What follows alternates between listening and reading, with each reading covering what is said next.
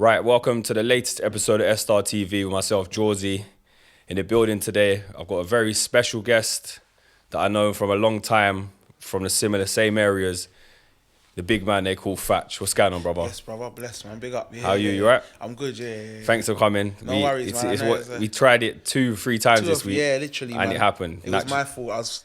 I was flopping, but man. Now you're here. That's what matters. I remember I put this one into existence probably about a year ago. I said, I think we could do a good interview. Yeah, it's crazy. And it come round. Good to see you on Jacko's podcast as well. Yeah, I enjoyed that one. I watched it before anyway, and then I watched it again this week just, for research purposes, man. Big up Jacko on his podcast. Right, the reason why I got you in was because you're someone who I feel like, well, obviously you've got a story to tell. You're still on your journey, been on a mad journey, and also I feel like you're a person who can step into most rooms and be able to hold your own and actually talk to any type of person. And that's one reason why I've got you in there. But I think my opening line was going to be from the roads to a band. And that's how much of a wide character you are. Like you're not just one, you can't box you in to one category, I feel like. So to me, you're a very creative person, but you've also got a mad story or mad journey that some people might not know you've been on, probably because of some of the things you've put out on the internet. Personally, that's what I think. So what we're going to start off with, we're going to go... First of all, I think I met you around 2005, 2006 times. I think you're even being a bit late. Is that late? Yeah, maybe, but your memory. I met you. I think the first person introduced. I think it was Tugs. Because Tugs is my cousin. Yeah. Yeah. Are you cousins? Yeah. You're a sick kid as well. Yeah. Them boys there. I grew up. We was on the same estate years ago in Patmore, Savona. Like, we went to school. Oh, is it? Yeah, I know them boys from back then, years and years ago. Yeah. Kyle and Craig, man. So that's when I think maybe 04 days then, even before that I met you. I think you. Obviously, I know you used to do the DJing with Tugs and Frosty. Yeah. R.I.P. Frosty. Yeah, R.I.P. Frosty. Yeah, and for some reason in my mind, if someone had said to me who's Tugs' friends when I was a kid, I would always have said you, Frosty, and Springer. But I don't know why I would have said you three. Like in my head, because even there was that radio station in Barnes. That youth club. Power station. Power FM or something. Power something, yeah. But in my head, I always think of you lot for some reason when I think of back in the day. Tugs' friends was you lot. Yeah. So Tugs was a baller as well, Yeah, baller. But Sheen, that place in Sheen or Barnes, that was some eventful things happening there, man. Because it was a youth club / there was a studio and that in there, and a lot of people passed through. And I've got a couple mad stories on there, but that's for another day. But big up Tugs as well, man. But that was the first time. So let's go back to them times there. What was life like for you back then? Let's say 2004. How old was you? 2004. Was you in school? 15. So what was life back then for you? Because what I remember, you was amongst it in terms of you was amongst it with a big group of boys. Yeah. You was known. Yeah. What was life like for a 15-year-old back then? For 15-year-old Fatch. Fun, innit? Fun. Yeah. What's fun to you? Fun can mean different things to all different people. I just think fun is experiences, man. It could be anything. And the thing is, obviously, the things that I sit down and I laugh about with my brethren now, some of them, some people would deem like sinister, or it might have been naughty, but it's like the nostalgia of it is just the fun element. So it could have been anything. It could have been getting in fights. It could have been flipping, robbing phones, or you know what I'm saying? Yeah. And these are things that now, obviously, when you look back, you're like, you know what? Some things I think, I wish I never done that. Some things I think you live and you learn. Of course. Some things I think, if I didn't do that, then I wouldn't be who I am for myself. I wouldn't have gone through the things I've gone through. Of course. So 15-year-old me, definitely fun. It was a transitional period because when I was 14, my mum and my dad split up. And that kind of... so they were together for till I was 14. I had a mum and a dad. I got a proper dad. I got a dad. Some man ain't got a dad. I got a dad. My dad is... I got the best dad. My dad is a G. Love that. I love that. So how'd that affect you? Because me personally, my parents were never together. But so sometimes is that worse or is it better? Because when it's taken away from you, what's the effects of it? I think for me it was worse because I went from having a dad in the house to, which was an authority, to having no authority because my dad wasn't there anymore, and he had always been. My mum always gave my dad the discipline power. I'm gonna tell your dad.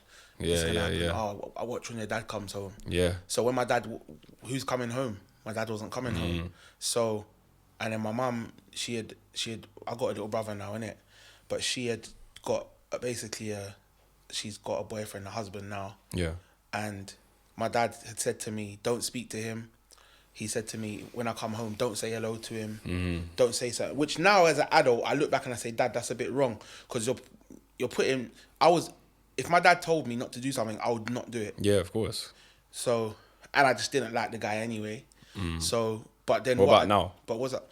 Now it's blessing it. Okay. Yeah, adults, innit? And he's my little brother's dad, innit? Yeah, so, of course. Yeah. Yeah. But yeah, you get drawn into your parents. Yeah, but the main thing is my mum. I'm putting my mum under pressure. I was the only child for my mum and my dad. Yeah. So now I'm still my dad's only child, but for my dad, for my mum, I mean, it's a lot of pressure.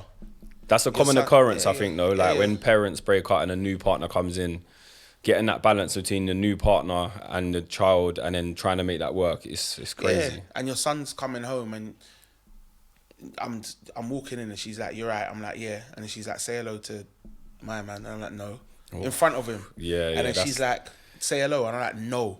Fair play that he's still around. Yeah, do you know what I mean? So he's lucky because really, I was naughty. I was naughty as well. Yeah. So it's not like I couldn't man had access. Like I could do something. Yeah. Do you know what I mean? I get what you're saying. So yeah, of course. He's lucky in the sense of I never went that way. I always was just like, I'm not gonna chat to him, but I'm just gonna not chat to him. Yeah, I could have been like, that, I don't like you. Watch, and you know what I mean. And Cause really, yeah. do you know what I'm saying? So before, so right, so let's, because obviously around that age, and you're saying you was active, yeah. Yeah. But so was it a change once your dad left, or was you already going down that path? Would you say? No, the thing is, it's such an annoying thing to say, but I've always been a bit naughty. Yeah. But it's like, I wouldn't call it naughty. It's like I'm just in school. They'll say, "Oh, he's disruptive." You know, like when he's disruptive. I just think. Why do you think that was though? It's because you know, like a lot of the disruptive children in school, there's usually something going on at home, or they've got some sort of condition, or you know, like usually there is a reason why a child is acting like that. I've never addressed it. I don't know. Nothing springs to mind. No, I just. So you was just messing around basically. Yeah, but I was having fun. That's the only way I can put it, and I also think. I think as a kid, being an only child, you end up doing. I like my name is my name because of me. I don't really feel like I have a name because I have a big brother or. Okay. Do you know what I mean? Yeah. So, I think I just always had to just be myself and be. And my dad, if you ever meet my dad, because I'm sure you might know my dad, but you probably would have met him. And if you ain't, my dad is like me, but on 10, as in like he's just gassed, excited, like, but all of that. So when I see him now, I'm like, I know where I get my character from. Yeah, well, maybe that's it. Yeah, then. do you know what I'm saying? Yeah, so I think that's just what it is. Yeah, in general. maybe that's it. And also like I said, my dad was an authority in my life, but my dad. The good thing about my dad is the bad thing about my dad, and that is that my dad's got my back. So sometimes when your parent has your back, whatever the cost is, that means if I fuck around, you got my back. Yeah. If I go to school and I misbehave, if I come and tell you this happened, you got my back. So I could take the piss and then not really get in trouble because my dad's gonna have my back. My dad always would say stuff to me like, and I tell my little brother stuff now like that. Like my dad would say, if you get in trouble for fighting, you won't get in trouble. So punching people in the face it's like I'm not gonna get in trouble. If you say the wrong, I'll punch you in your face and that's it. Do you know what I mean? Yeah. So. And my dad's not going to tell me off, so that's what there else was is no there to be scared consequences. of. Yeah. So then why would you get scared when your mum said, "Oh, I'll tell your dad"? Because if my mum told my dad, yeah, then I would get in trouble. Okay. Because it was like she's telling him for a reason. Yeah, yeah. But I don't even feel like, I feel like if anyone told my dad anything, apart from my mum, I don't think he'll tell me off. I swear to God. I feel like my dad would just be like, nah, I don't care.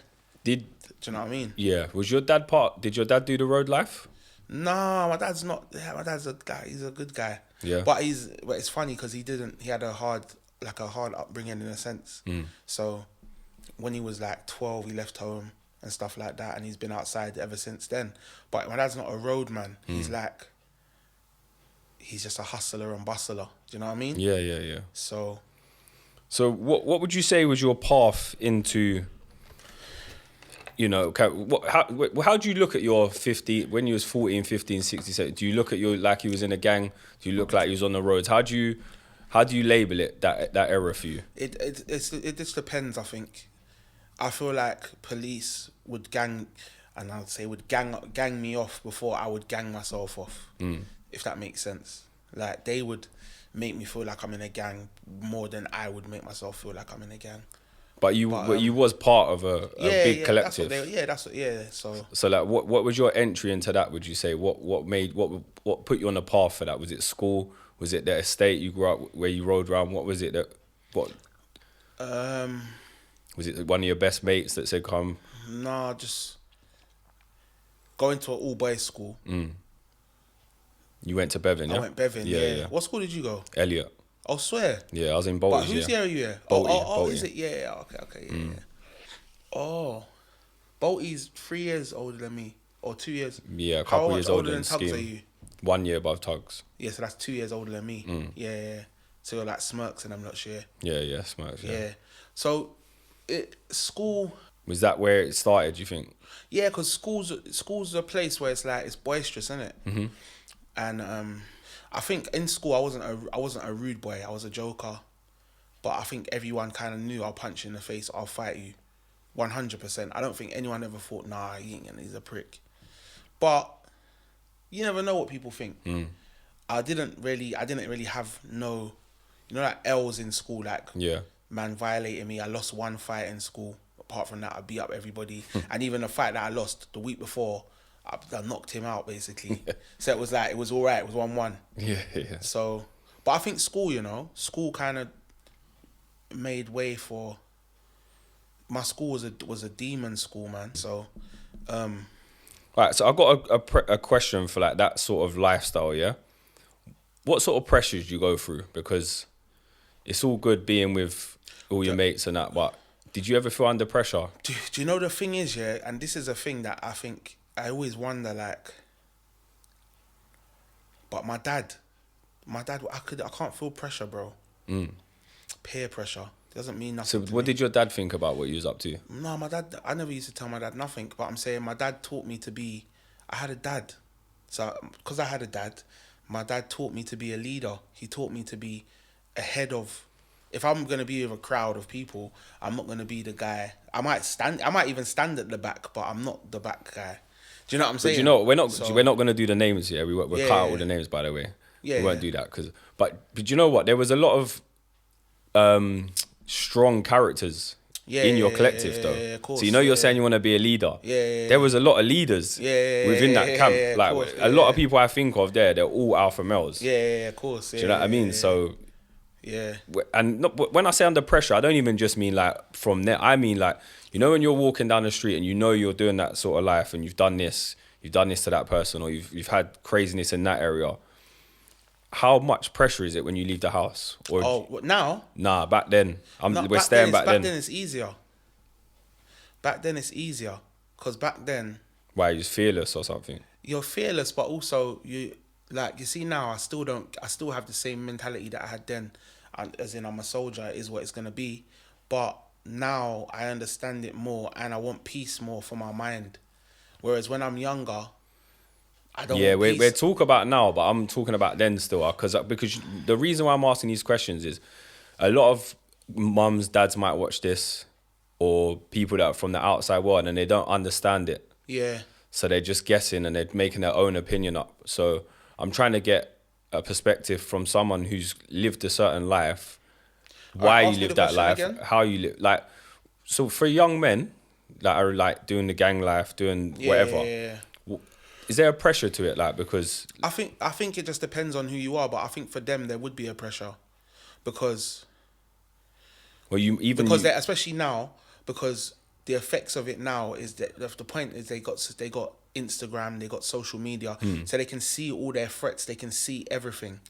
For me, so back then, what about for you lot? Was it just word of mouth? It was word of mouth, but also I just feel like I knew how to just I just know how to just be on top of to win on top of other men. That sounds mad, but I just know how to like. I know how to like.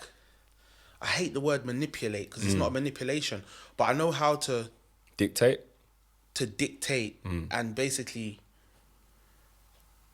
almost navigate around other men. So it's not a pressure because I can move that pressure. I can pass it on. I can alleviate it. I know how to avoid pressure from other people. I've never felt pressure in my life. Never. What about on a solo one though, when you're living a certain lifestyle? Yeah. And you're out and about by yourself, or you're about to leave the house by yourself. Yeah. Is it like, like how you live now, you probably leave your house with a clear conscience and you're just calm, you're going from A to B. When you're in a certain lifestyle, how is it like? Because I'm trying to understand how young men feel and how they can be helped in a way as well. To be fair with you, I think that's a question that everyone will have a different answer. All right, well, what's your answer? My answer for me is, it's like a movie. A lot of things that when I was younger I would do is because I was thinking of a film. It's like a film. You got a mash, it's got a silencer. I'm a hitman. Do you know what I mean? Yeah, You're thinking, like, I'm like this. I got this. I got that. You jump on a bike or you go in a car or whatever. It's like a film, innit? You've seen it in a film. So. But it's mad though, because that era there wasn't a lot of English films where you were seeing that though. Yeah, but English programs, British. I think everybody wants to be their own hero. Everyone wants to be their own hero in their own story. They want to be the hero. And for me, I grew up watching heroes. I have a certain relationship with heroes in my mind. Whereas I love the guy who will always back his boys, always defend his friends. I love people. Well, that's the character you want to be. Yeah. Morals, like people who are stand-up guys who got morals, people who are gentlemen. But I think when you're younger and what a gangster is or what a rude boy is or a bad boy is, you learn different as you get older. And then when you get to a certain age, you start to understand things more, start to understand that there's a part of me that will never die. And that is the part of, if this is your house, if someone comes in here now, then we're going to defend the house. That's never going to die. Yeah, of course. Do you know what I mean? But there is a part of me that might have been running in the house, might have been the guy running in the house. Do you know what I'm saying? And now it's like, that's not really the part of me anymore. I don't really need it. Yeah. So I think for kids, man, it's hard for them because they have to deal with social media. So they're seeing their threats. They're seeing videos. They're desensitized to it. These guys, little kids now are killers because they've been exposed. When we was kids, they had on the films, they would have the circle with the 18, which means you can't watch the film unless you're 18. Yeah. Now the same kind of content that those 18 films are showing, you can see on social media every single day, repetitively. If not worse. Uncensored. And it's not a film. It's real. Yeah, it's true. They was stopping us from seeing the films, This is real. So I know I can go outside and be in this problem. So it's just, I think, man, it's hard. For the little kids, it's even harder than it ever was for me. That's me being honest. Yeah, that's real. So, do you know, you might not remember this, but there was a video circulating online, a freestyle of you lot in Maysell years ago. Yeah, I remember that. Yeah. You know I filmed that one, innit? Oh, is it? Yeah, because basically I filmed that, You spit in it as well, didn't you? Oh, do I? Yeah, you spit in it. Why do I feel like I remember that? Yeah, you spit your eat fries. Is you it? Spit that lyric on it, yeah. Years ago. Does it make it to the internet though, that? It was on, yeah. This is funny. I didn't put it on my channel. So this was before I had my channel. Yeah. And I had it on a camera. I was at my friend's house and he put it on his computer and then he uploaded it. on a random channel, and it, like 8 years ago, it got like, it was on like 100. Last time I saw it, I think it got taken down. Last time I saw it, it was on 130,000. Is it? That's crazy. But he put it up on a random one. Yeah. I'd love to see that though. I know. I'll try to find it. Yeah, because you know why? I had everything that I had from when I was a child until I was 19. It's all gone. Yeah. So like all my pictures as a kid, everything, all my clothes, all my phones. My mum, when I went jail, my mum put it in the basement. The basement got flooded, and then it was the end of that. Yeah. So I would love to see that because I don't ever see nothing from when I was young. Yeah. I have another search again. Yeah. Right. So I just want to talk to you about, like, obviously nowadays at the moment there's obviously a massive problem with the weapons on the streets and what's going on and killings and stuff. What point and why did you have your first weapon on you? Definitely not. I can't tell you a reason why. I think it would have been school days. Yeah, it would have been school days. Yeah, but I think it would have been either to make doing certain things easier. Mm-hmm. I don't want to be too yeah. To make doing certain things easier, or I don't think it's definitely not what these kids are rolling. Like, it's definitely not for the same reason why these kids are rolling with what they're rolling with. Definitely not.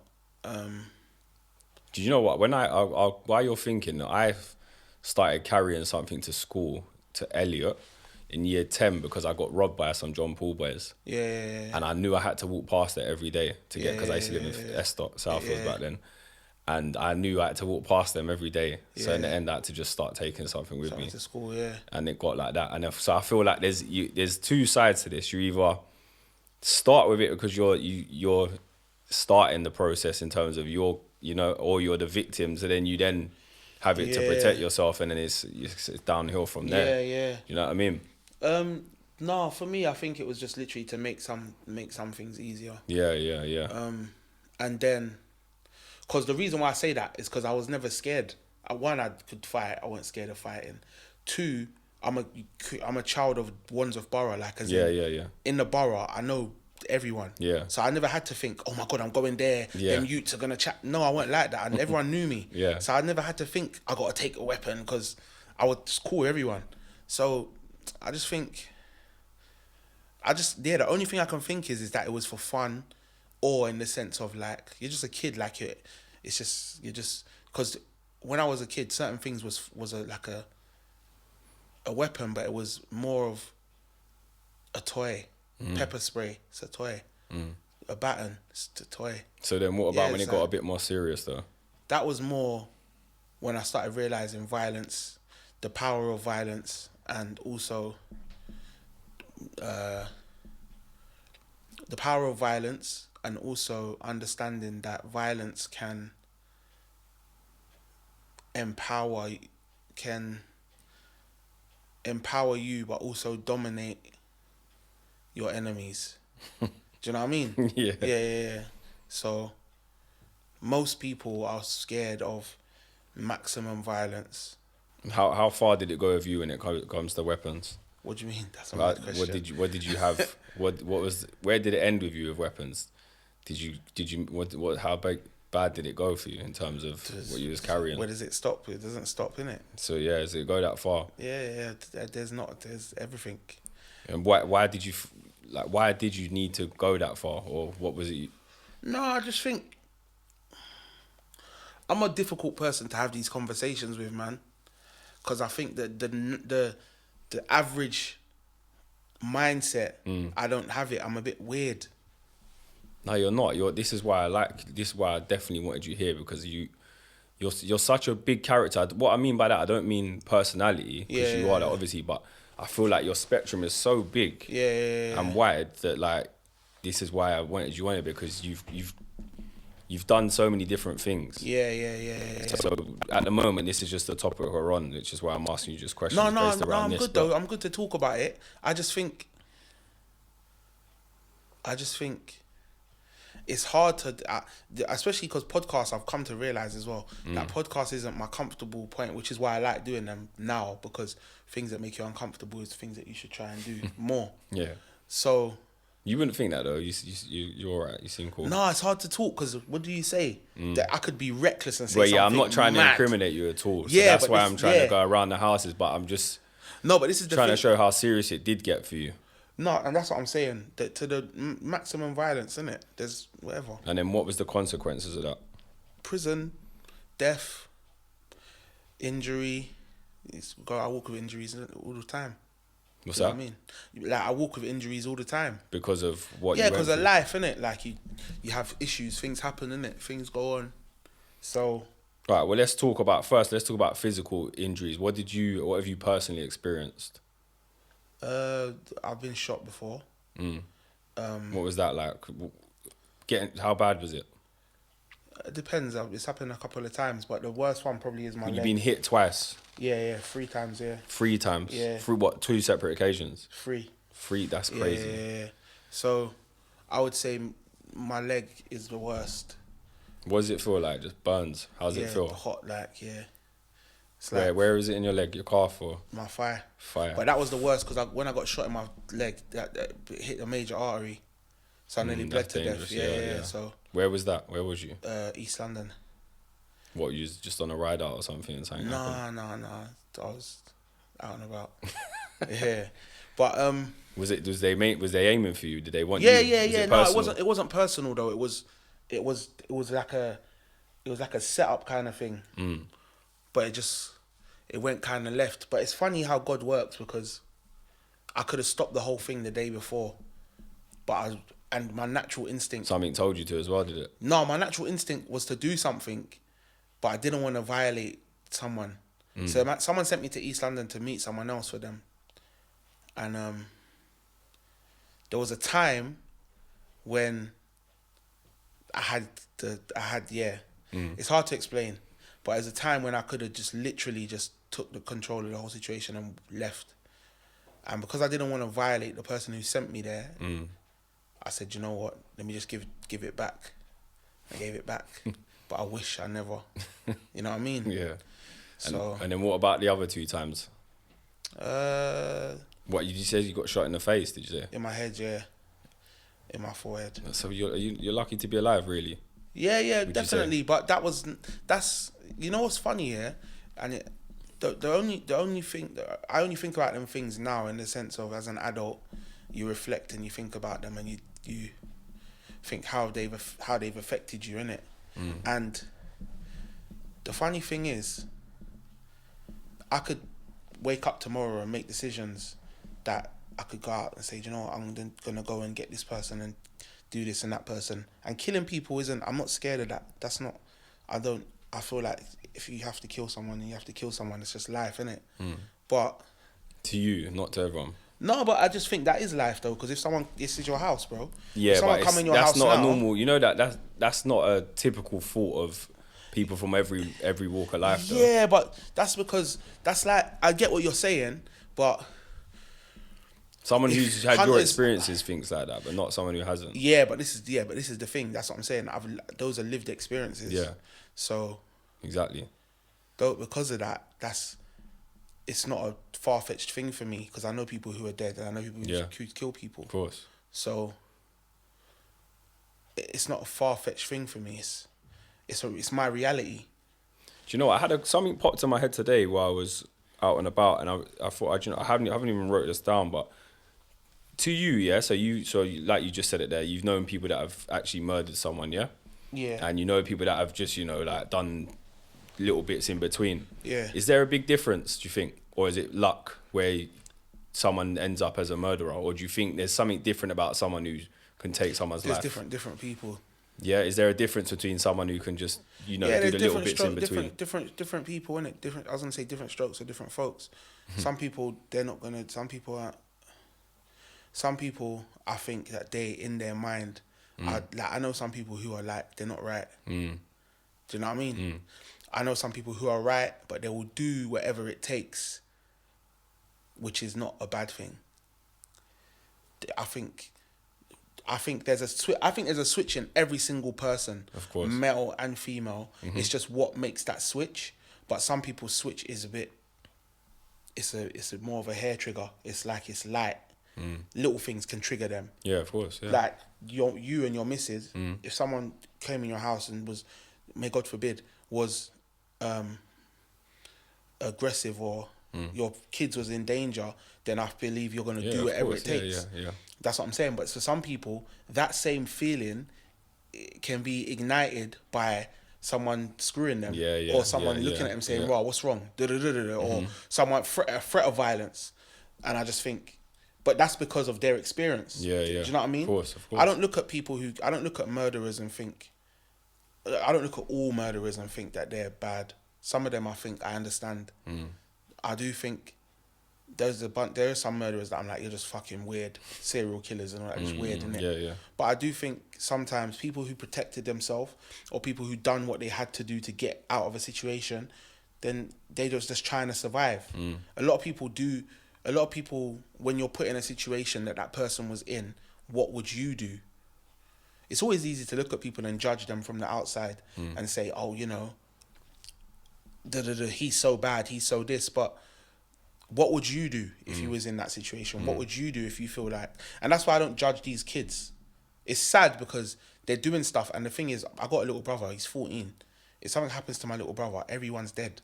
But I have to think about the fact of these little kids are trying to survive in their head. That's all they're trying to do. They just think, nah, I just need to get out of here. And they're shook.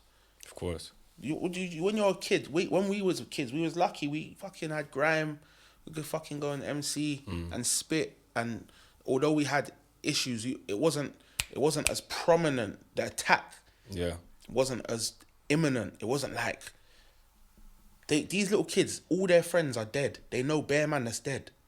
I know a couple man that's dead. But now I'm 35. I've known that in the last 20 years. These man are 18 and they know the same amount of man dead that I know. That's mad. Yeah, it's, do you know what I mean? It's not good. How does that affect you? What does that do to you? So, well, do you know what? My next question was, you've lost friends. Was you ever there when any of your friends died? No. No. Luckily, may God forbid. Right. So, all the things that you've seen, and obviously you can only talk on your own behalf, but how much people that have walked similar lives to you are walking around with a lot of PTSD, do you think? Everybody. And is it a conversation you boys have? Yeah, definitely. You do? Yeah. But there's different elements to it, man. And what about getting help for it, though? It's funny that you say that, because I've had conversations with a lot of people about PTSD and about their mind and where they're at, but we never talk about, I need help, or I need to get help. We always talk about what it feels like, or we talk about peace. Do you know what I mean? Like, and we all have similar experiences. It's so funny because we won't say for example, we're going on holiday. We won't say, oh, we need to go on holiday so that we can be free and have peace.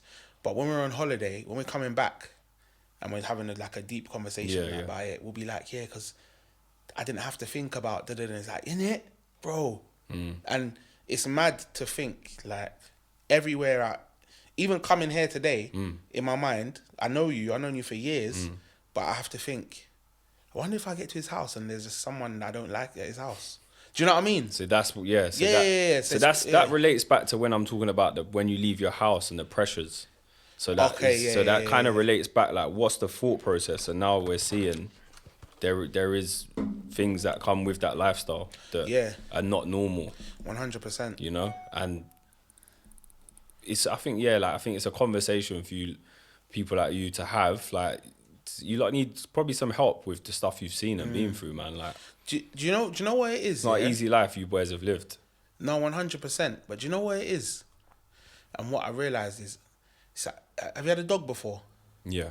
All right. It didn't go too well, though. Oh, yeah, I remember your dog, actually. You had a little cockapoo or something. Yeah. What was it called again? Oreo. Yeah, I remember that. Yeah. All right, cool. Let's not use that dog as an example. Go on, let's just say you had a dog. No, I've got bear dogs. Yeah. Now I only got one, but... Yeah, but I'm saying, all right, if you got attacked by a dog, yeah, you've been chased by a dog before. Yeah, I've been bitten twice. All right, cool. Surgery because of a police dog. All right, cool. So now, when you see big dogs, how do you feel? Do you know what? I love dogs, so I'm alright. Yeah. I love dogs, and one of the situations I probably, you know, I was at football, I was at Millwall. Yeah. So it was, you know, it happened because of certain reasons. If you saw your daughter and there was a big dog, how Yeah. would you feel? I'd have to sort of. It depends, innit? But you naturally you'd stand in between, wouldn't you? But Like, would you feel a bit protective over your daughter? Would you feel like that? Yeah, dog? you like naturally you would, wouldn't you? Because you understand the dangers of the dog. Yeah, innit? yeah. There's a risk. Isn't But there? your daughter doesn't understand the dangers of the dog because she's never really been bitten. So, for me, I understand the dangers of everything, but I have to live with it every day. So people don't understand that. If I walking down your road, it's nighttime, I see a car. Does it trigger something? Can you? Anyone could be in the car. Yeah. So I understand that danger. So I have to think about it. I have to live with it. Because I've known people who to be walking down the road and a car's pulled up and they're dead. Of course. Or I've known people walking down the road and now they're getting chased or they're getting shot after. And then You do realise that's sad though, innit? Like, you shouldn't have to feel like that. But obviously I understand 100% why you do. Yeah, of course. Because of what you've been through, what you've seen, what you've lived. Yeah, of course. But this is my point that I want to make. That there's that situation of a car. Now think of it. Now think of a million different ones. Yeah, yeah. I can see one guy walking with a hood Yeah, up. yeah, yeah. That's a situation. Yeah. I can be sitting in a restaurant, two guys walk in. That's a situation. Of course. Anything. That's crazy. Yeah, yeah. So then my mind is always alive. And then the thing is everyone that's been in that life, they're all feeling like that. 100%. I'm thinking like, Yeah, and that's why it might spark something because he's looking because you're thinking he's that 100%. years ago, maybe not now, but you know, like, and that's you know, that starts a lot. But that's sad to hear, man. Like, you know, like, you're just constantly running a risk assessment. Yeah, yeah. Wherever you're walking, that's it's just a perfect example. Yeah, it's just a continuous risk assessment. Whatever you're doing, obviously, like, people will have a natural risk assessment. You'll be on, like, you know what I mean. You'll have your wits about you, but to have it on every, like you just said, on your way here, hopefully someone's not there that I don't get on with or whatever, or I might have done something to back in the day. And that's, but what you just said is a perfect example. Consistent risk assessment. I've never even thought of it as that, but that's what it is. And you can have it anywhere. I could walk into the baitest place. I could go into Southside McDonald's, and that for me that's hell because I have to risk assess 100 people. Yeah. Do you understand what I'm saying? So that's why sometimes people will be like, "Let's go here." They don't even understand how much it takes for me to just go here. How much demons I have to deal with just to go there. And how long has it been like that, do you think? That's just life. Since you was young? No, like, I just think probably since I come out of jail.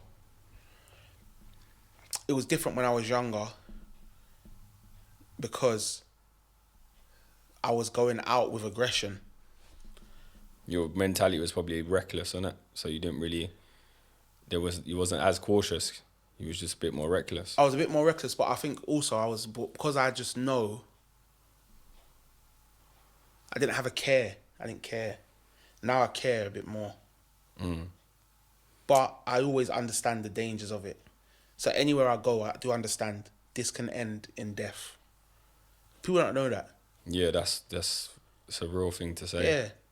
Bro, you can it get sounds extreme, but it's reality. It's reality, bro. You can get on a train and you can... Obviously, like, to be fair, that's anyone's reality. But for you, that's a reality in a lot more situations and scenarios. Yeah. And... yeah. I think when you live with me, when you live a certain life and you notice certain... That's another thing. You can't switch it off. I can't switch off being aware. I can't switch it off. And what, maybe when you're on holiday, like you said, like, that's you can the only drop place. your guard a bit and actually just relax. Place. But even then, my mind is still always thinking. I went on holiday with my band. We went to Italy, and I remember there was these group of people, these Italians, and it was my band, and then there was a few of them that were singers, and they was with a few ladies, right? And there was this guy, and they was nice guys, and they kept buying one of my bandmates, the girls, they kept buying them drinks. And these girls are drinking the drinks in my band, drinking the drinks. And we went, they said, yeah, come, let's go to a party. And we went to a party, buying them drinks. And I said I had to go to the girls in my band, and I said, bruv, stop drinking the drinks. And they said, why? And I said, because you don't know them. What did they said? They're crazy. Why would you think like that? And I just thought, but that's not a bad way to think. Yeah, in that like that's, though. bruv, we're in a foreign country where I don't know what the normality is here. No, it's true. It's true. So it's true. Do you are these conversations that you lot have with each other, you and your circle? Because it might just take one of you to just open up and talk about it, and it allows that to then be an acceptable conversation. No, I think it's acceptable anyway. Yeah. Yeah. We have real conversations. Yeah, that's good. I think that's what. It's funny because obviously you said like nice things about me, blessings be to God, and about my character and stuff like that. But I think that I wouldn't be able to be who I am if I didn't have the friends that I have, and if we didn't have the relationships that we have. I'm able to be free, and because I'm able to be free, that's why I don't have pressures. That's why I don't have. My friends are not my pressure. My friends are my freedom. Does that make sense? If I say to my friends, I want to do this or I want to do that, then it's like they got my back. Do you know what I mean? So, I'm lucky because a lot of people don't have that. A lot of people, they have friends who like their friends are like bad minding them, or they're not letting them be free. They're judging them. If I call my brethren and I say tomorrow, I've been thinking about it and I want to be an Uber man, they're not going to judge me. They'll be like, okay, how can I assist you? Yeah. Do you understand what I'm saying? Of course. And that's, for me, that's something. If I didn't have them friends, well, I'll be done. I'll be done. Do you know what I mean? So, you touched on it earlier, but what is your opinion on the difference between, let's say, 15 years ago, whatever it was, to now, and like the effects of social media with the life of what these young boys have to face now? What do you think separates it with the added pressure of social media? It's just all in your face now, isn't it? Everything's just bait. It's just everyone can see everyone. Everyone can see everything. And you know what? It's so funny because I've never thought gangsterism was nonsense until these days. These days I'm like, this is so nonsense. You man are so shit. Because do you know what's mad about when I was younger? Yeah, there was elements like you couldn't if you was a prick, you're a prick. We know you're a prick. You're a prick. Now, you can be a prick, but on the internet you can survive. So the world don't think you're a prick. Yeah. So no matter how much we know you're a prick, and we do prick stuff to you, you're still a G. So there's no win. Yeah. When I was younger, you could win. You could bruck a man up, and they know, and everyone knows he's done. There's no coming back from that. He's finished. So you would always get the man who they fell off. Now these kids, there's no fall off. I've seen a man get caught on video, and they're saying to him, "Say this," and he's like, "Yeah, he's saying it," and then now he's the top G. Do you know what I'm saying? Yeah. So there's no ending to it. It's dead. So it's internet's fake, really. Yeah, there's no code. Like there's no. It's a never. So you're happy that you didn't grow up in that era? If I grew up in this era, they'll be in trouble, man. Because I will be savage. They wouldn't believe the behavior, and I wouldn't care, innit? When you're young, you don't care. So me not caring more in this era, oh my God. And this is the thing, because I'm smiling because I'm thinking it will be fun, which is mad. Yeah, but that's do you know what? This is the thing I wanted to say to you. No matter what situation I see you in, whether it be serious or jokey, you've always got a smile. Yeah. So that when you're saying all these things are fun, I believe you genuinely believe they were fun, because I don't know if that's some evil streak or something, but the way you can laugh through all situations and smile through all situations. The thing is that like your poker face or something? No, do you know what it is? Because it's not even, it's because you said evil streak, but it's not even an evil streak, because I do understand some stuff's bad mind. But I just think I'm able to relate. I'm able to find if you can't find the comedy in the dark times, then you are dark, bro. You're just going to be dark. That sounds mad though in itself. No, but you have to. Because if you can't find the comedy, if you can't laugh with your brethren and say like, bro, like if you can't, If you can't find comedy in dark times, then you're just gonna be dark. Somebody, and this is what I mean. You see these kids, they can't. They're dark. These little youths ain't laughing and that. They're dark. When you chat to them, they're just dark, like demons, bro. They're like demons. They have no. That's why they have no respect for like mums, no respect for nothing. They just, I'm just in this thing. It's like a lost soul. When I see some of these little kids and you chat to them, that's a fair point. That yeah, like they're just like a lost soulless, soul. Like yeah, like, and it's sad, bro. It's scary. Very sad. Very you know sad. what I mean? One thing I always not wanting to know, but one thing I want to ask you: when you're in that life, how do you get out? In terms of like, what are the ways out of that? If you want it out, can you just get out of it? Questions like that I don't know, man, because I just think that just depends on who you are. Some people, their circumstances wouldn't let them leave. Some people, yeah. So can some people just be trapped in it even if they want to get out? Yeah, because it's just you have to broaden your horizon. But then I think some people, that's their life, that's their reality. It's hard to speak for others, and I think, you know what, right? But you've seen a lot though. You've seen a lot of people come and go as well. Yeah, but I feel like when you ask me questions, you're asking me from a personal. Yeah, I am, and I'm asking you from your experience as someone who's been in that life. Okay, so from my experience, the reason why it's hard for me to speak is because I've never felt held down or restrained by street life or by road life. I've never felt it. I've always felt like it's an element to my character, it's just one element. I feel like I'm a multifaceted person. I feel like I can go places. I can speak to anyone. I can get along with anyone. That's what I said in the intro. I feel like you could be in a room with anyone and hold your own or be able to conversate with anyone. and so because of that, I'm a funny person to ask, because I know that the average road youth or person with my background doesn't think like me. A lot of them think, nah, like this is it. Did you do well in school? Nah. I done shit in school, bro. Because obviously you articulate yourself very well, and naturally you seem, you know. Yeah, I done shit in school. Even now, like I think sometimes I think, do I have learning difficulties?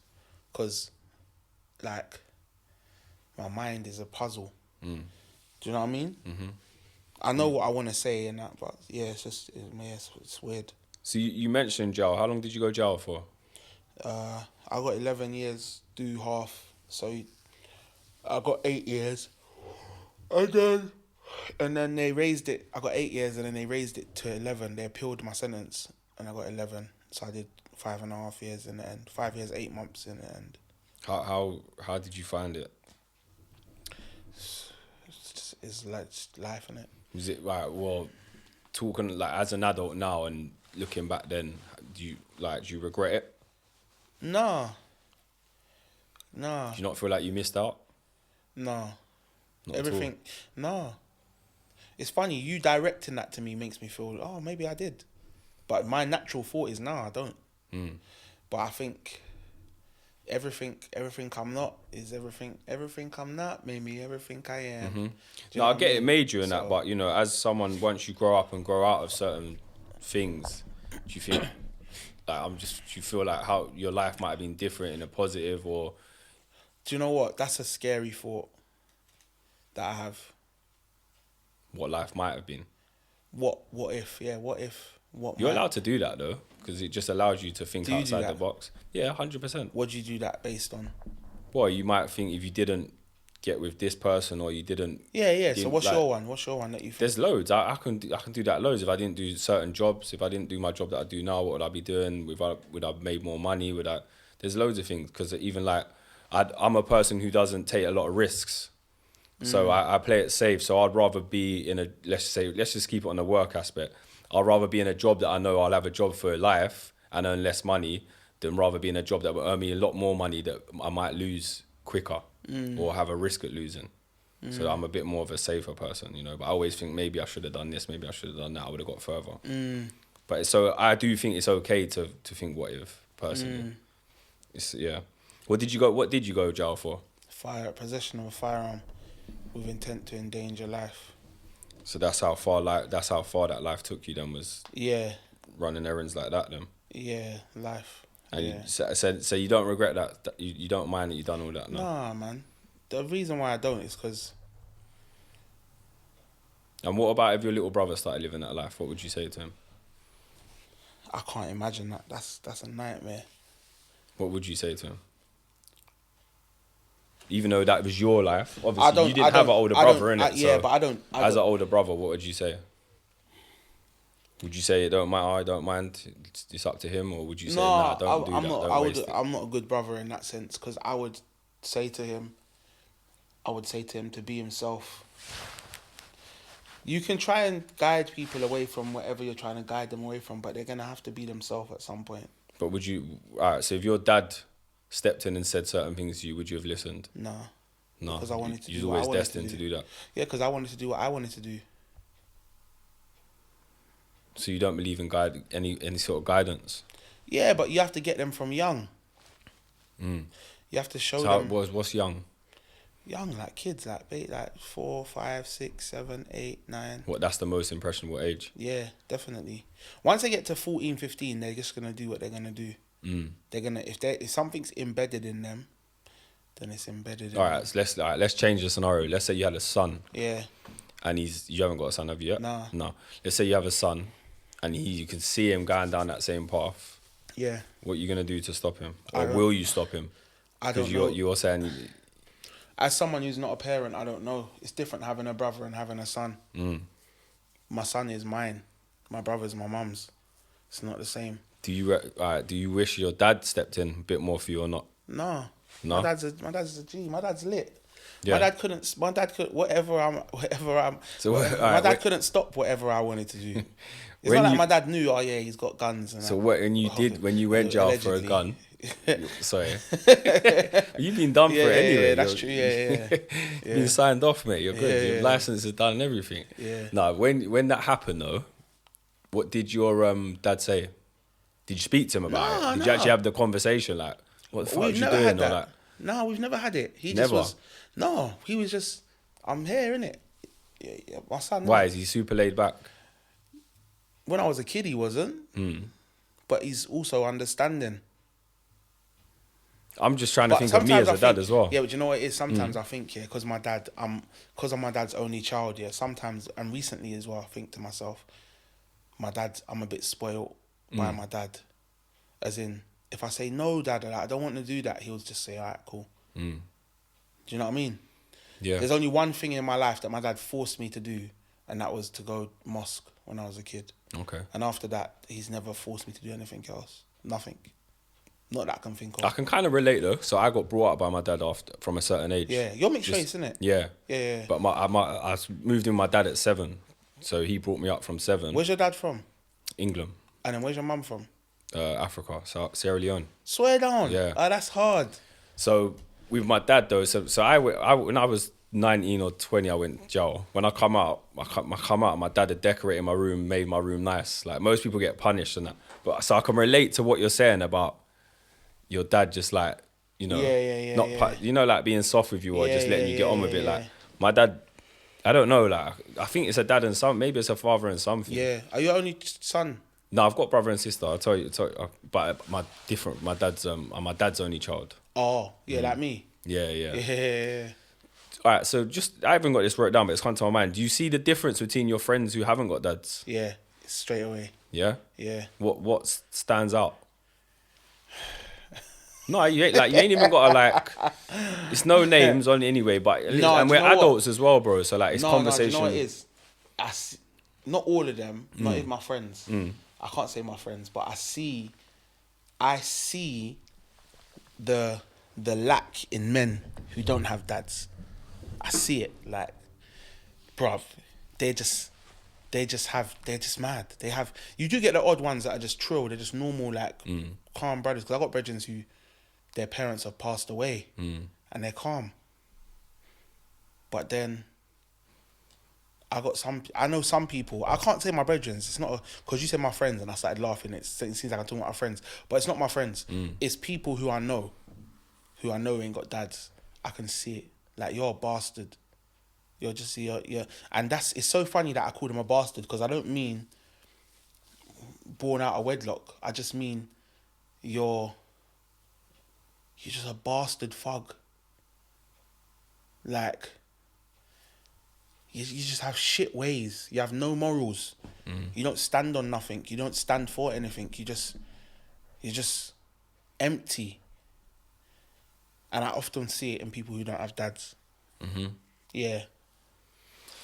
Do you know what, though? Like, the whole father thing, though, it's like, I've got a few pals now going through stuff with their baby mums, not letting them see their kids. Yeah. Like, you know, like when we grew up, a lot of people thought, their dad didn't care. He's just not around. It's not always the story. Like, some of them get forced out the picture.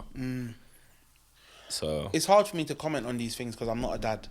Yeah, but so I'm talking about friends as well, like, and people that are going through experiences of not allowed to see their children. Yeah, no, but do you know what it is? Because I think to myself, if I weren't allowed to see my kids, what would I do as a dad? Would I while out? What would I do? Would I steal my kids and run away? Would I get violent? Would I say, fuck that, I'm not having it? Like, what would be my... But on Jacko's podcast, I noticed you mentioned that your mum had a stroke while you was in jail. Yeah. Was that the hardest part of jail? Yeah, easily. That must have seriously affected you, man. Yeah, easily. Because obviously, for people that have gone jail, or some people it's a piece of piss jail, yeah? Like, that means nothing to them. But I always found the hardest part is when you go back to your cell after a visit and then, like, you're just back to your four walls by yourself and your loved ones, you know, they're walking out now. For you, like, not being around your mum while she was ill, and that must have been so hard. Yeah, man, yeah, it was. Again, like, that's something that might be deep in you that you know, like, you need to speak about as well. Not to me, I'm on about, but just to get it out your spirit, or just to recognise the effects it might have had on you. These are serious things. Like, that's a bit of trauma in you there, you know what I mean? Because your mum's definitely. That you've been in jail and you've got your hands tied, literally, like, where you can't do nothing. Yeah, definitely. Did you lose anyone while you was in jail as well? Like, any friends? Who died? Yeah. No. Okay. I lost friends to other stuff, not to death though. Okay. What's your relationship or opinion on the police now? Everything has a means to an end, but fuck the police. But at the same time, they have a job. What's your views on things like stop and search? Yeah, fuck stop and search. You think it's bad? Yeah. Why? It's bad the way they conduct it. I understand the actual concept, intention and the concept, but the way that they conduct it is wrong. For example? And they create enemies. For example? Police don't hold each other accountable. But police are the only people who want everyone to hold each other accountable, but they don't hold each other accountable. So that creates holes in trust. We can't trust you. All right, let's put that down to a similar situation. Let's say me and you done something, yeah? We went out, let's say this is 15 years ago, and I done something, and I've killed someone. Morally, you should be telling, and I've got away with it, and the people know that I've done it. They know you know, and you're the only person who can say it because you was there, and you don't because of the code. Is it not similar to police? Like, we're not out here pushing, telling. That's my point. What do you mean? Me and you are not out here. We're not promoting. Don't tell. We're not promoting. Tell people. Don't commit crimes. Don't do this. Don't do that. We're not promoting that. But you know what, even though I'm not someone who sticks up to the police. I've had my fair share of them where I've been done over by them. But when our police are soft compared to a lot of police around the world. Do you know what? I think everything's relative to where you're from. Do you know what I mean? Yeah. Because I do understand what you're saying. Our police are soft and all of that. But also our police are very nasty. Because the police are all over the world. At least you know what you're getting. It's not nasty, it's not sinister, it's just okay, like you guys want money, okay, cool, we just pay you money, and at least we know that's where it ends. With these police, it doesn't end there. They start trouble, they got it in for you, they tell lies, they steal your stuff, they do all kinds of fuckery, they create enemies, the police, when you go to other countries and people tell you about the police, it doesn't seem like the police are their enemies. It just seems like the police run, they have full control, they have authority, and that's it. But it's not, we hate them. Why do English people hate police so much? They hate them. People who don't like police here, it's not a thing of, well, you know, they have authority. No, it's we hate them because they're nasty. They're nasty. But that's the thing. I feel like they're the opposite then to the other police. I feel like they don't have authority. So then they you know what I mean? So then they're acting the way you're describing them because they don't have the authority. Because people don't respect them. Whereas when you go Turkey or Brazil, you respect the police because you think, all right, this could go from 0 to 100 and I could be dead. Yeah, of course. So, all right, I use your brother as an example because, you know, he's getting into that age. What would you give him on his advice on how to deal with police? Because you've obviously been through a lot of situations with police and now you're older. What advice, or even what advice would you give your young self? If you don't want to use your brother, what would go? Because obviously the way you react to police obviously has a consequence of how the situation ends as well. And I know that from my own experiences as well. When I've grown up and then I've stopped answering them back or I've stopped attacking them or whatever. That's what I'm saying, man. I can't be bullied, man. I can't be bullied. What, right, so what about in Brazil? Who am I to ask my brother to... Yeah, but I think I might be killing police in Brazil then. I don't know. No, but for real, I don't know. I can't be bullied. What are you going to do? Keep bullying me? No, something has to give, man. I'm sorry. Something has to give. All right, and that's it. Yeah, so you wouldn't tell... So you've got no advice for you at 15. So younger Fatch at 15. Yeah. You've got no advice for him on how to deal with the police. No, because the reason why is because police are humans, innit? Can I give you advice on humans? But the reason why I'm asking this is because I also want the next generation to watch this. I won't know until I have the situation, though. I won't know. Because the thing is, I can say to you, you know, just talk to them, help them out. But you're going to get some cunt that is going to abuse his power. It used to happen to me. So then how are you going to deal with it? The first time I ever got arrested, I got stopped for riding my own bike that my dad had bought me, and bikes had been getting stolen. Yeah. They told me this bike is stolen or it might be a stolen bike and went through some long thing, tried to nick me for theft by finding of my own property and all these things. Yeah. And all because you want to get me on the system. I've been stopped by police. I've never smoked weed in my life, not once. Never. I've never tried it. I've never smoked cigarette. Never tried it. I've never drank alcohol. I've never tried it. And police stopped my car and said to me, your eyes are red. You've been smoking weed. Why? So when you're dealing with people who are going that far beyond to tell a lie, a blatant lie, what can I tell my brother to avoid dealing with people like that? And I can't handpick who's the good ones and who's the bad ones. This is the point. And the reason why it's even more difficult is because the good ones will never tell on the bad ones. The good ones will never pull up the bad ones. The good ones will never back you over the bad ones. They will always stick with their colleague. They will never say, John, that's a bit mad. What are you doing? Never. Even me on road, if my brethren does something, I've been out with my brethren and we might have been doing something naughty and they go something and say, bro, what are you mad? What are you doing? Oh, you do that? Of course, bro. Yeah. If they're doing something mad, we say, bro, are you mad? Yeah. No, I don't do that, bro.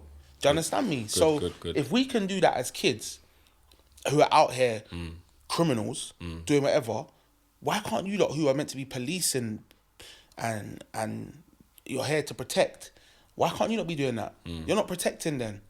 At some point, your character and your job is flawed because you're not protecting me from this person who is being criminal right now. You said you got shook by a police dog. You got bit by a police dog. How did that happen? Did someone abuse their dog powers? Well, it was crowd, isn't it? It was sort of kicking off football. So the dogs get let loose, don't they, to control the crowds. But if I let my dog off to control the crowd, then what? They're going to shoot my dog? What crowd would your dog be controlling? Yeah, that's a good question. The only reason I ask these questions, one is because I want, just in case the next gen's watching and, you know, like, to get them to think out the box. But two, there needs to be some sort of answers, because you can't just say, stop and search ain't good. Oh, the police are this, the police are that. So there needs to be some middle ground of communication or how to move forward. Yeah, but that's not on my side. That's not on our side. No? No. If police communicate with people properly, then they're going to communicate back. There's going to be some people who are always going to be like, fuck them, I don't care. Yeah, of course there is. Yeah. But they're the minority. They're not the majority. Do you know what I mean? Yeah. If you lot communicate with youths, you lot are jumping out on youths. The perception of police that kids have, teenagers have, especially teenage black boys, is mad. They already think... I had an enemy in police before I ever had an enemy in the streets. Starting from where? Where does that stem from? Stems from them being a kid and you see police kicking off your door. They're coming to take your family, nick this person, take that person away. Or it could be from you're getting stop and search. Or it could be from you're watching stories on the telly of police brutality. My dad, as a child, exposed me to some stuff that I probably shouldn't have watched. Yeah, which would have been like Black Panthers, or it would have been like Malcolm X and stuff like that. Do you know what I mean? So some people I shouldn't really been exposed to that, because it gave me a preconceived notion of police straight off the back. Obviously, being in our society and now with the kids, like I said, these kids are watching 18 content as an 11-year-old. They shouldn't be. So how does that affect you? There was a reason why we couldn't watch 18 content. Yeah, it's true. Do you know what I mean? Very true. So... Because it's funny you said, because I've had this conversation with a friend, and he was like, straight away he's told his kids not to like the police, and his kids are like 8, 9, and I just think, would you tell your kids to be a policeman? Would I tell them to be? Yeah. I wouldn't tell them. Again, what you say is what they want to be. If your son came to you and said, "Dad, I want to be a policeman," what would you say? Right now? Yeah. I'll just go along with it because he's free. Yeah, that's cute still. But yeah, what about as an adult? As an adult, big man? Bro, if that's what he wants to do, then that's what he wants to do. If my little brother came to me and said to me, "I want to be a policeman," I'll be back here. I'll back him, because I'll be like, you know what? If you're gonna do this, do it. Just make sure you do it right. Don't let me see you abusing your power. 'Cause I'll punch you in your face. Do you understand what I'm saying? In his uniform. Yeah. Because that's the thing about it. Is the police. It's like the same with like. People always look at Islam, and Muslims, People look at Islam based on what Muslims do.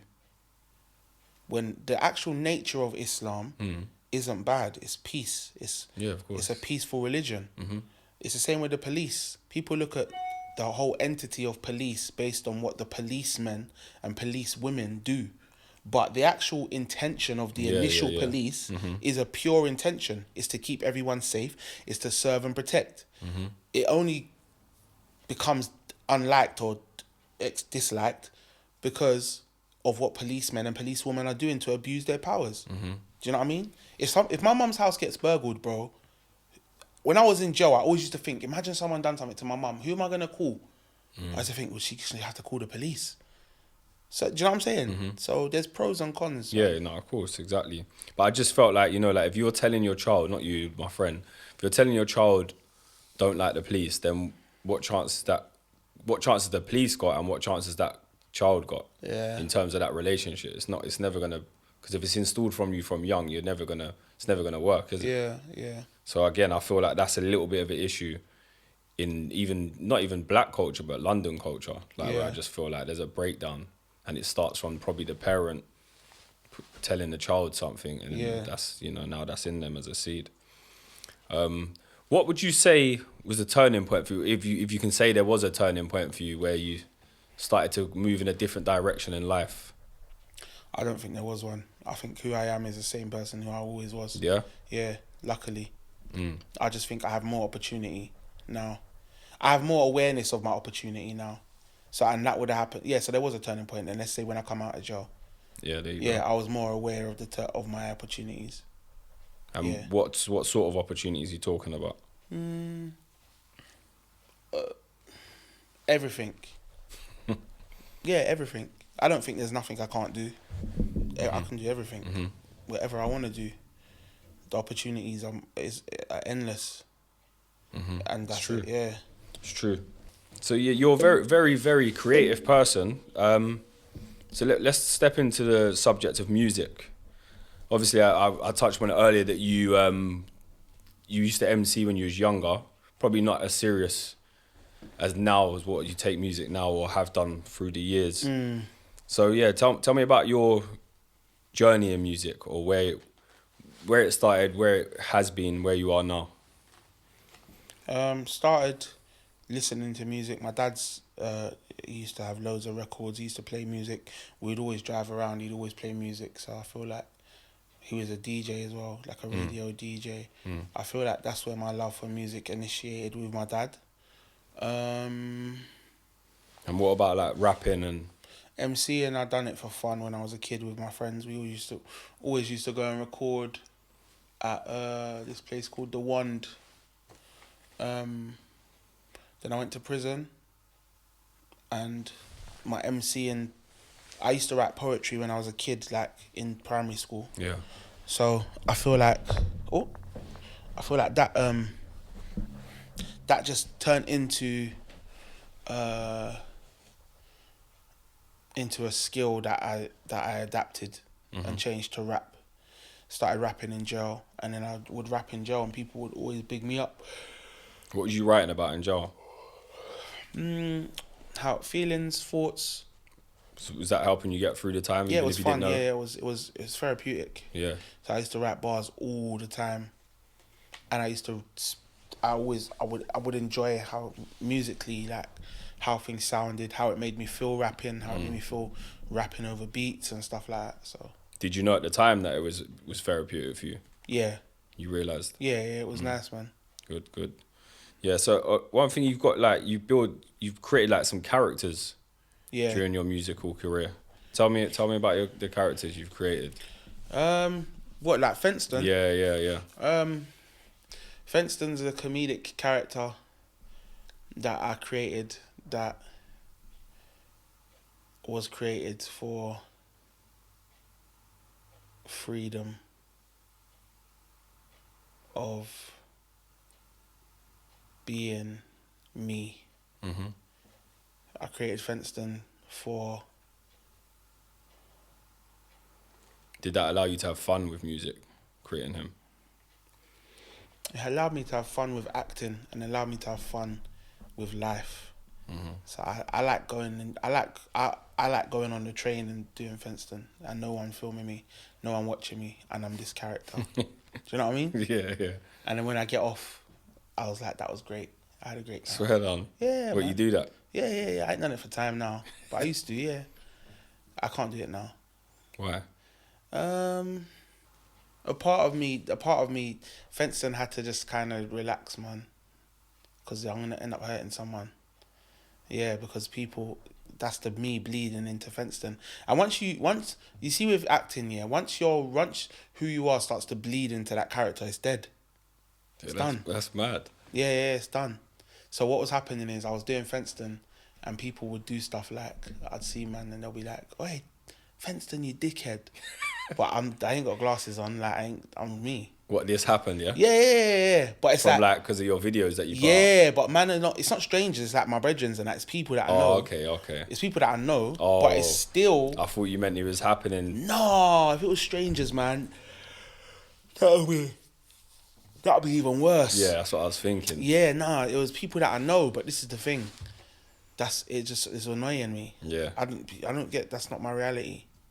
I tell people all the time, suck your mum, dickhead, all these not my, those kind of words are not my reality. Don't talk to me like that. I don't get, I've never been spoken to like that. In jail, and I've been to all boys school, I've been to jail. 2 places where if you're going to get verbally abused, it's going to be there. And I wasn't, so... Yeah, so it feels like that character maybe... It didn't make you drop your guard, but it maybe have allowed people to treat you not as Fatch. Definitely. And in a different... Not as... with a bit less respect or... You know? Definitely. And one thing I'm getting around is that's part of the character. That's... Fenston, you can speak to Fenston like that. Do you know what I mean? Yeah. And... Fenston will come back. I was going to say, will he make a return? Yeah, he will.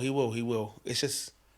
And when he does, it will be epic. Yeah, it is. And it's funny, because I never knew people enjoyed Fenston the way that people enjoyed Fenston. 100%. Yeah. 100%. And it's crazy. Yeah. Trust me, I feel like there's definitely potential there. Yeah, and even now, the way you talk about him, there is, and because I can hear like I don't know, it makes you feel. It kind of makes you or look a bit vulnerable from being Fatch. Yeah. Because Fatch, obviously, like, you know, you've got this persona or whatever, you're a strong man, strong character. Yeah. Where he's not like that at all. But can you stick by him? Can you stick in that character? Which makes it better, because someone might push you to that certain point where you step out of him, where you switch back in. See, the funny thing is, like, if you was put amongst public as him, I feel like it'll be murky. I think it will be a good watch, you know, because it would. You don't know if it just like that, it might switch. You just don't know. But the thing is, the reason why Fenston works is because he has no ego. Fenston's... Yeah, but you do. And exactly. And this was the point. But acting, if I'm acting, then I'm acting to the master level that I want to act to. Then I shouldn't have an ego as Fenston. Fenston shouldn't have one, because I'm being Fenston. Definitely, and that's, you know what I mean? That's a test to you then, isn't it? Yeah. If you can stay in it. And yeah, bro. But the one thing I would say is, for me, is when things are not enjoyable anymore, I stop doing them. But Fenston is enjoyable. Like, I have the best time speaking to people as someone else. It's no better feeling. Because you're stuck in Jersey forever. I'm stuck in Fatch forever. No, but I'm saying, just generally, we're always gonna... So you see, when you get the opportunity to step out and be something else and try something else. Yeah. It's nice, bro. You know what I mean? But then me putting two things together, you should take him abroad. Because you say when you're abroad, that's when you're most relaxed.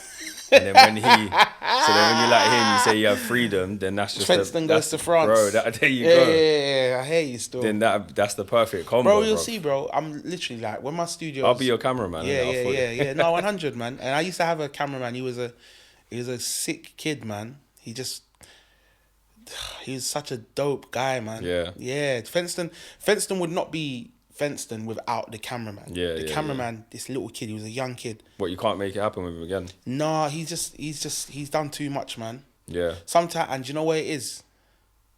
He was tapping into the Fatch side of me that made me want to just break his neck, because he just kept doing stuff like stealing money from my brethrens, and not doing like funny stuff. It? Yeah, bro. I wasn't expecting that to be the reason why. Exactly. But the thing is, that's the problem that I have, because the person that I present to people, if you don't know me as the other side, then you think I'm a prick. And you know what? My next question, or my next comment was, do you think the comedy made people not take you as serious in music? Because you had that character out there. So then obviously when you started to come back as Fatch, do you feel like that might have... I think my music made me not take me seriously. Why? Because my music doesn't have a serious element all the time. Yeah, but then what? No, but when you done certain collaborations and that, or certain tunes, you was serious on it. But what I'm saying is, like, on the internet, I'm not talking about people that know you. I'm talking about on the internet, which is music nowadays, isn't it? It's not about anything else now. Do you think people didn't take you serious because of the comedy character you already put out? No, I don't think that's the case. Only because I worried about that for you personally. I thought, I hope this doesn't mess up him as Fatch. Because obviously you can see it's you. Yeah. Do you get what I'm saying? The only thing that I don't think it did. The only reason why I say that is because reputations precede people, and I'm so lucky. I'm lucky because no matter what I've done, or no matter what I've been involved in, or no matter what I've been a part of crew-wise or whatever, I've got a lot of love. So because I got a lot of love, people don't let rubbish stand on me. So if someone, I've seen it before. If someone wrote in the comments, "This guy's a prick," someone will just be like, "You don't even know, my man's not a prick," and I'll just survive on that. I think I've seen them. Yeah. So it's like, even if like they wanted to wash me out and make it like, we don't believe him, he's sneaky, my reality will always feed into it and feed in, and my reality is blatant. It's not, you can't deny it. So I'm lucky, but I'm lucky though, because a lot of people don't have that. Yeah, you know I what hear I mean? it. Because also you got the This Is England tune, which is a bit political as well. Yeah, which is a sick tune as well. Love, bro. How come? What style of writing do you prefer to do? Political, the comedy, the road tunes. What is it that you prefer to write? Creative. So what is that? So all of it. Yeah, creative in the sense of like, there's no boundaries to what I'm writing. Because you are very creative. Yeah, no, even with your videos and you've yeah. always got a concept. Yeah. It's never just like an empty tune. There's always love, some bro. sort of concept behind it and vision, which is good. Which is a lucky thing, and which is why I got into music. Which is why now it's harder for me to do music, because when you're like that, then you have to go off feelings. I can't just release a song. Yeah, there has to be substance to it. Yeah, it has to be substance, so it's hard. So where was your creative side when you was younger? Not because obviously you only MC'd as just with your mates. Would you say you was creative in any areas? I did drama in school.